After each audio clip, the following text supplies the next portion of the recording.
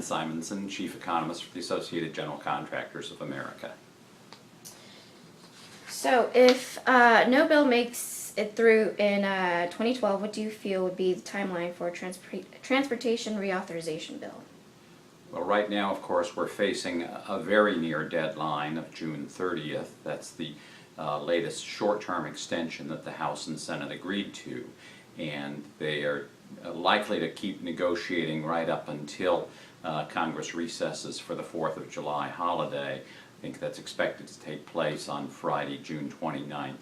And at that point, we'll either have a relatively long-term bill, one that would take us at least to the end of the year. I suppose that would be a midterm bill, or perhaps like the Senate bill until September of 2013.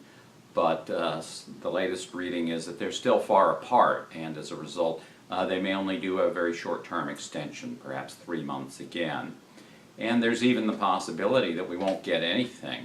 That's what happened last summer when the Airport Airways Trust Fund bill, after more than 20 short-term extensions, suddenly the two houses couldn't agree at all, and for 3 weeks contractors had to pull workers off active airport construction projects.